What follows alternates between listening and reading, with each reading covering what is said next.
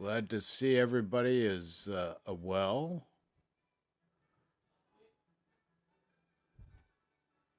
Is everybody well? Everybody should be well, happy, healthy, well. Love, peace to everyone. Especially, let's big shout out to Ukraine and Russia. Love and peace. Love and peace to the people. And that's important. Love and peace. Very, very important. So I think what we're going to start off with this morning, we're going to start off by looking at a video of the USS Hornet. So what came into the armory just recently was the USS Hornet. So Lord C. Mountbatten, or actually his name is Sea Lord Mountbatten. I keep screwing it up. He had allergies the other day. We had him going yesterday with the Adriatico or whatever that's in the dockyard right now with the new patch. So he's got the Hornet. He's going to tell you first impressions. Is it like the Enterprise 2 or is it useless? So let's see what he says about that. Any questions or comments? Let us know in chat. And yeah, just enjoy. Enjoy.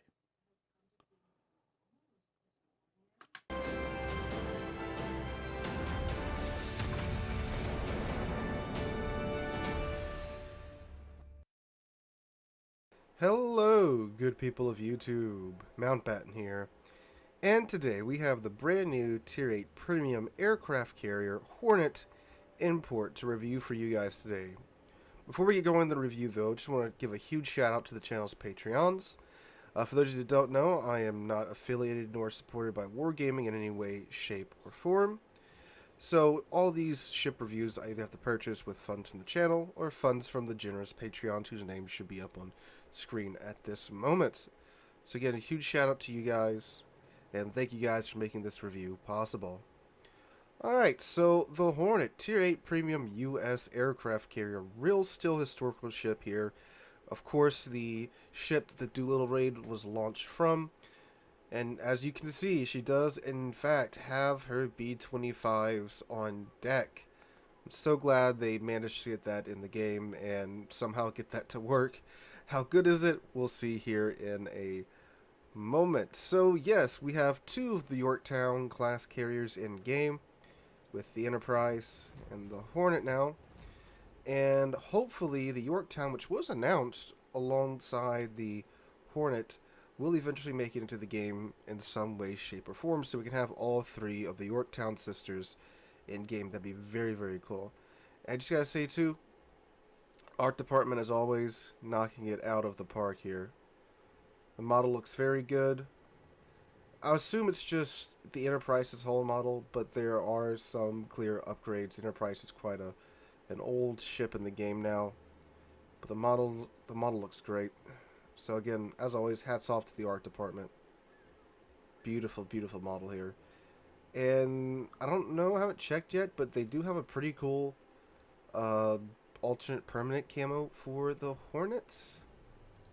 Is that... yeah, there. So if you want to buy this camo, which I think looks very nice, I like the color combination, you can buy that. There's another 5,000 dubs, though. On top of a ship that's already 12,300 doubloons, is a pretty steep asking price, but the camo does look nice in my opinion. I might consider picking it up later. Alright. But anyway, this is the perma camo that she comes with. You, of course, if you do have, I think it's Halsey's mission done, you do have a couple of choices of alternative camos here for it. But yeah, we're going to go ahead and take a look at the ship, her characteristics and stats. Then I'm going to take her into battle for some time, and I'll join you back in a voice-over review, talking about my first impressions of her. But for now, let's go ahead and go over her characteristics and stats.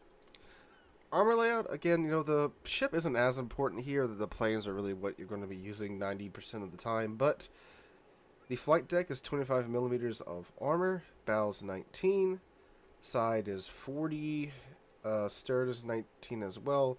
You have some other hanger plating up here that's 19. So that's 38. Then there's the hanger's 19. And her citadel is just a little bit above the waterline, and I do believe it's covered by the torpedo protection, the 102mm plating there, and yeah, not much else. Alright, so no surprises there. It's going to be pretty similar to the Enterprise. So our ability, she has 50,000 hit points with 28% torpedo damage reduction. And of course, her aircraft, she has some Douglas TBDs with 2 attacking flights. Now, I do believe the way this works is that there's fairly large attack flights in each flight, but you only get 2 of them. So, for example, with the torpedo bombers here, you get 8 planes per squadron, but 4 planes per attacking flight. So, you attack with 4 planes at once, and the torpedoes are the Mark 7s. You get 1 torpedo per plane. They do a maximum of 4,667 damage. They travel at 35 knots. They have a 3-kilometer range. They have a 344-meter arming distance. So with 4 planes altogether, you'll be doing a little bit over 20,000-ish maximum damage per run if they all connect, and if they all do their maximum damage, which of course won't happen. So realistically, I would be expecting about 14 to 16,000 per run if you get all 4 on target. And the planes are very slow: 112 cruising speed, 147 knots maximum speed. The engine boost is active for 20 seconds, and they regenerate in 62 seconds. That's actually pretty good. All right, and then you got the Douglas SBDs, 2 attacking flights here, and 5 planes per attacking flight, 10 planes per flight. So that's a lot of bombs. And they are AP bombs. Ooh, interesting. So 1 bomb per plane. So 5 bombs with a 3,600 maximum bomb damage. So that, oh god, that, again, around a little over 20,000 potential maximum AP damage. Of course, that's not going to happen all at once. Well, who knows? It might, maybe. Maybe every now and then you might just absolutely obliterate some poor Tier 8 battleship for 20,000. Good god. But I wouldn't expect that to happen. The reticle's probably pretty wonky. But again, we'll see. We'll see. So 122 knots maximum speed, 157 knots maximum speed, engine boost in 20 seconds. The engine boost reloads in 40 seconds. Again, 5 planes per attacking flight, 10 planes per squadron, 20 planes on deck, and 1 unit every 62 seconds is the regeneration rate, which is, again, pretty good. Alright, then of course we have the B-25s. These are essentially level bombers. So they have a hit point pool of 4,890, cruising speed 105 knots, max speed 140 knots. They have an engine boost of 20 seconds, engine boost reloads in 40 seconds, 6 planes per flight, and they all attack at once, so it's all 6. And from my understanding, this should work like the... Ooh, this is interesting. Let me see. I want to double check, because supposedly it works like the Kearsarge and the... Yeah, it works like the Kearsarge and the... Yeah. And the Issei, where you have to wait 2 minutes for the planes to become available. You can lose all 6 of them, but in 2 minutes they become available again, so it doesn't really matter how much you lose of these aircraft. You're always going to have 6 of them available in 2 minutes, and that's what it's supposed to look. It's supposed to. That's how it's supposed to work. But we'll see. English is hard today. Oh, I am still sick, by the way, if you can't tell. So I sound a little funny, and I get some stuff a little screwy. I am on a lot of allergy medicine, so I do apologize for that. All right, so you get 4 bombs per payload. Maximum bomb damage is 7,300. These are HE bombs. They can bend 42 millimeters of armor, and they have a 41% chance of causing a fire on the target. All right. So, again, very glad they added in the B-25s to see how they work. Now, the A defense, she only has an A rating of 62 compared to the Enterprise, who has an A rating in the 86 range. I do believe the Hornet is, of course, the earlier variant of the Yorktown class during the war, because, of course, she has B-25s, and that raid happened very early in the Pacific War, so that does make sense. Maneuverability has max speed of 32.5 knots, which is good. A turret circle radius of 1,060 meters, and radar shift time of 12.3 seconds. And in terms of concealment, she's concealed from 13.8 kilometers base. Alright. And for her modules and her equipment, you have fighter and damage con, of course. It's on auto, so the AI will take care of that.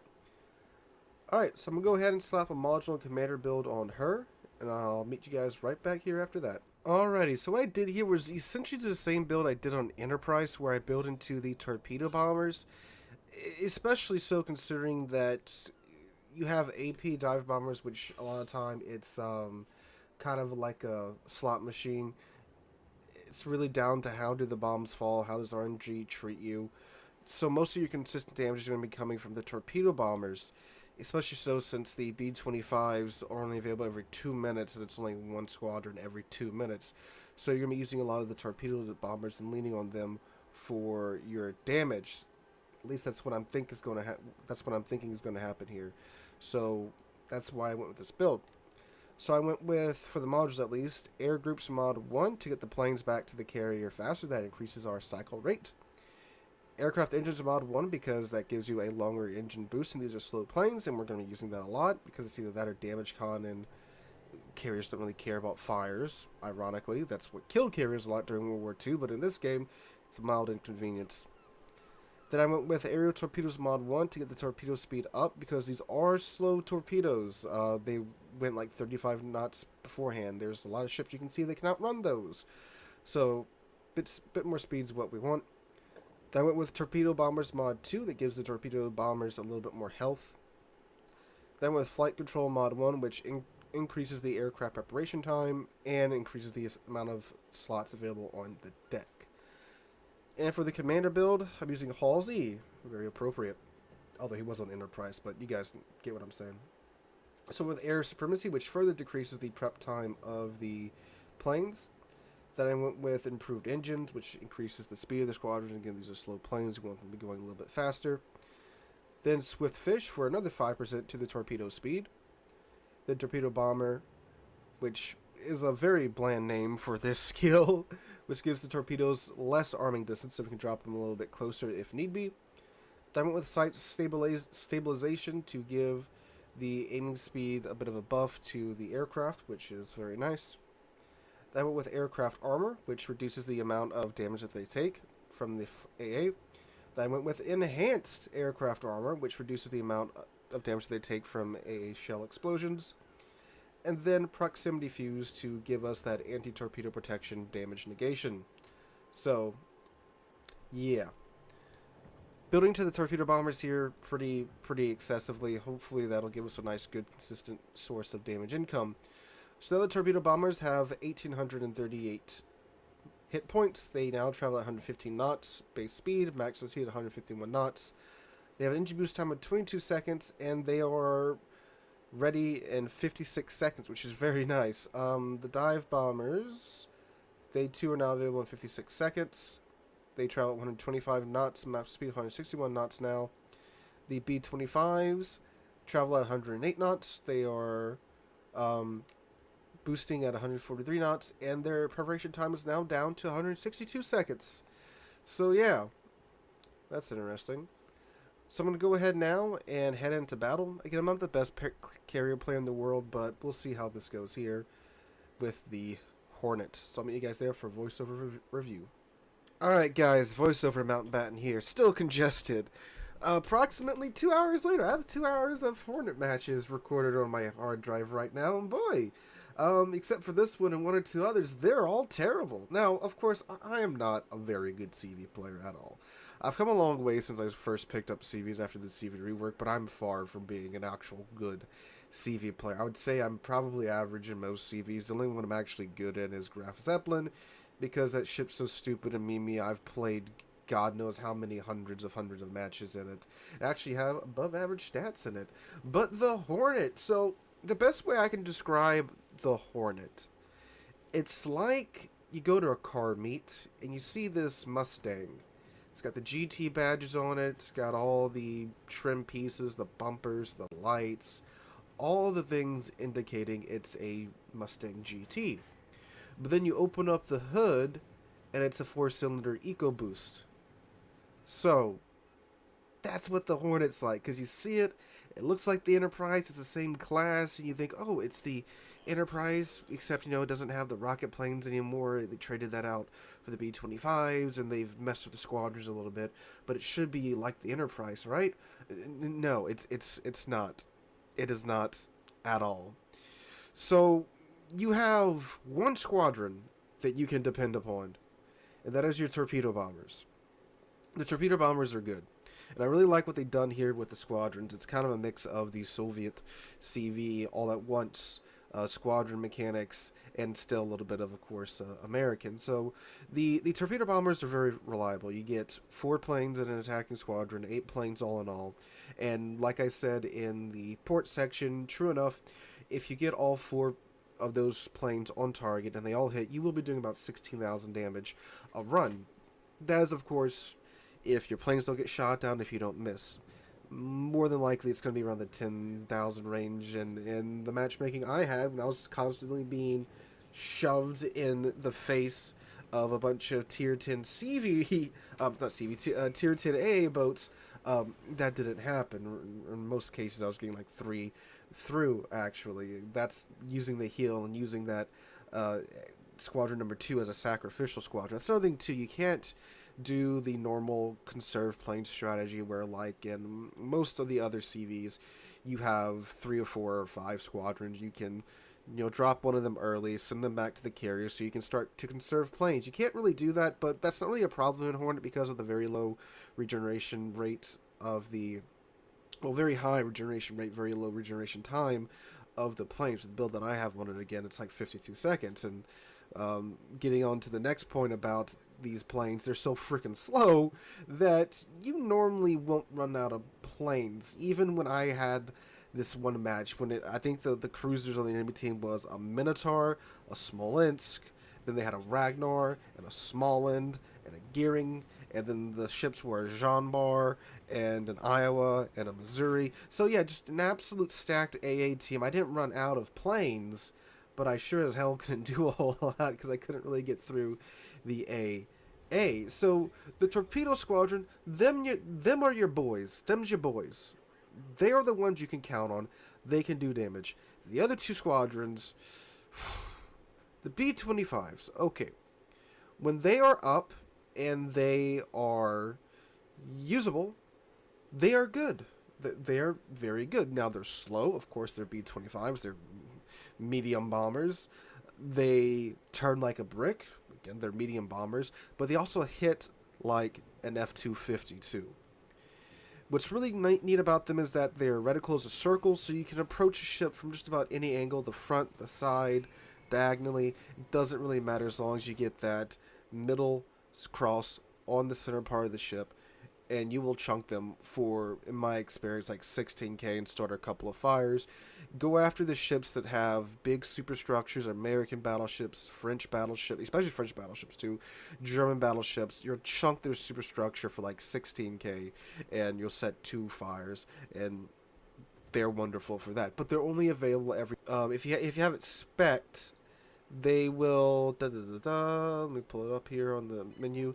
They'll be available every 162 seconds, so a little under 2 minutes. I don't know. Which, again, with Wargaming how just slow seems to your screw other over planes the are, U.S. you do one run Navy in the torpedo in bombers, favor and of the they're already Russian almost- friggin' Navy, almost guys. available.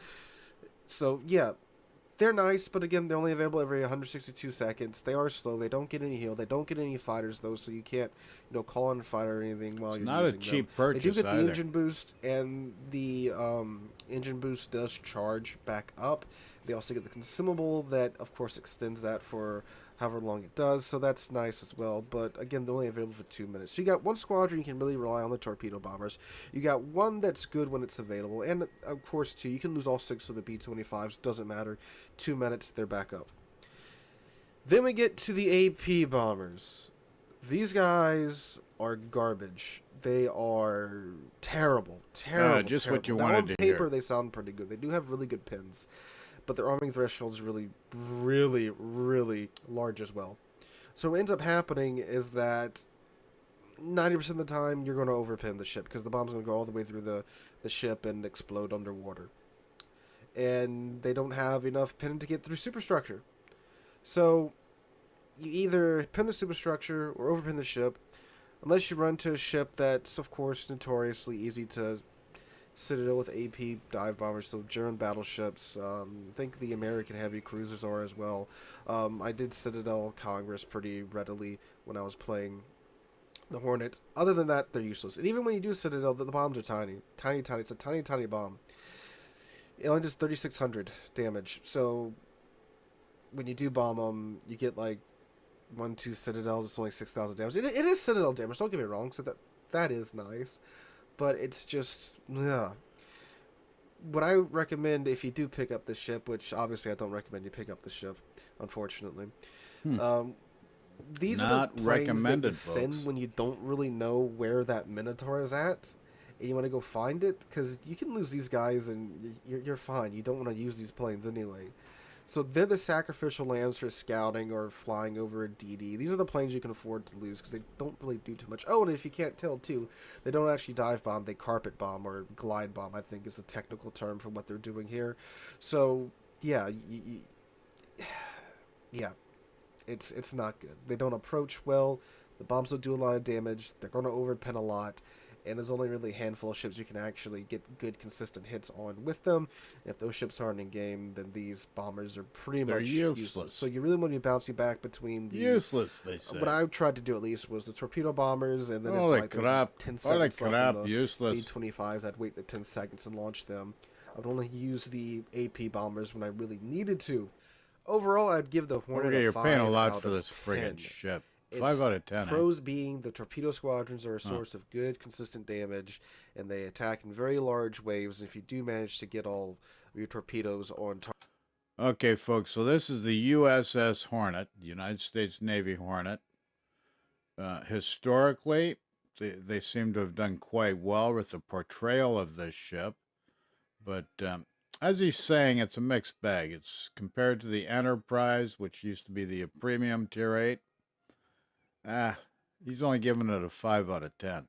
So it's not cheap either. So you've got what? One group of planes, the torpedo bombers, that are half decent. That's it. So, and a guy like myself that can't play CVs well, I'm in trouble. Holy crap. Holy crap, I say. Target, you will be chunking ships for quite a lot. The B-25 is also a very powerful resource with very powerful HE bombs. They have a nice reticle, and it is the Hornet. It's a very neat historical ship, and I like to see that in game. It is also a viable American carrier commander trainer. Of course, a lot of the skills you'll be specking in here with torpedoes will be carried over to the American carrier line. Although, of course, you may have to respec some here and there for the usable dive bombers of the American carrier line as well. The downsides being the planes are horrendously slow.